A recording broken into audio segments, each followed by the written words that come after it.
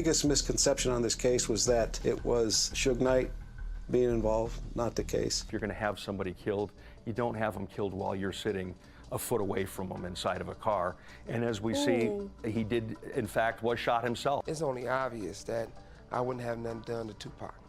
On the simple fact that I love Tupac. I'm the same guy who was in the car with him and made sure that whatever happened, I tried to prevent. Another conspiracy theory, the East Coast, West Coast rap war fueled Tupac's murder. Came at the end of this long-running, very publicized feud between the East Coast and West Coast. There was that theory that Notorious B.I.G. was involved. That was proved within days that he had nothing to do with it. What police believe is that... Wait, so they said that was proved he had nothing to do with it, but if you guys remember, the whole like thing that happened where Tupac got shot like 5 times and survived it, they were saying like he was going up to see Biggie and that had something to do with it, but they're saying in this case he had nothing to do with it, and Suge is trying to say he didn't do anything, like he got shot himself.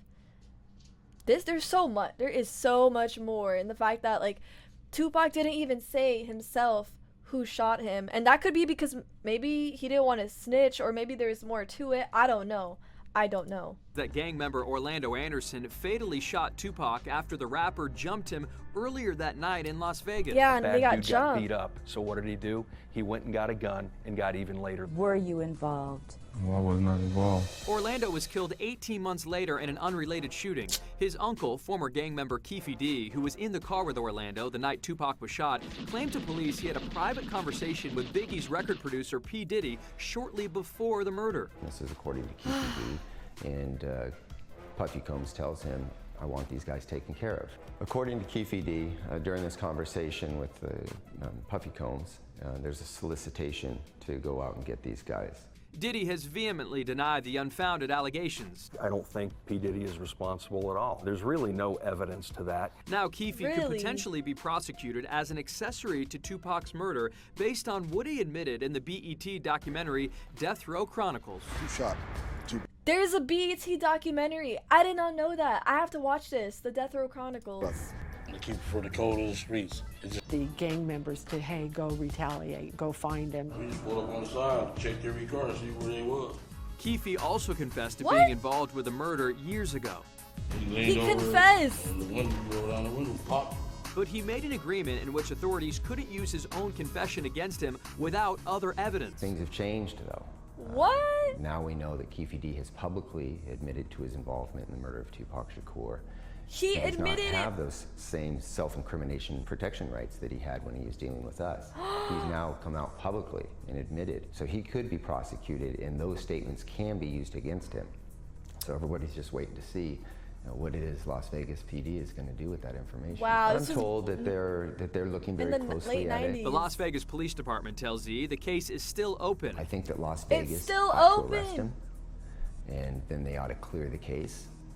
But I don't see it going beyond that. It won't go to trial. One thing that can't be disputed, Poor Tupac getting caught up in the wrong crowd led to his death. He grew up in the jungle in Marin County in one of the worst low-income housing projects around. He never jumped into a gang. What we're talking about is fake violence. All this, what we're rapping, it happens in the streets, but us rapping about it is not the violence. What we're doing is using our brain to get out of the ghetto. Exactly. So we tell these stories, you know what I'm I gotta saying? watch this interview. I have not seen it. I wish I could take the pain away. If you can make it through the night, there's a brighter day. I know from deep down. I know from crack babies, you know what I'm saying, who have absolutely no role models except crack. He's seen the worst of the you know worst. What I'm saying? They need me. His music lives on. I got chills. That's what his mother, if any, wanted for him. No one has the right to take another person's life. He was right, bro.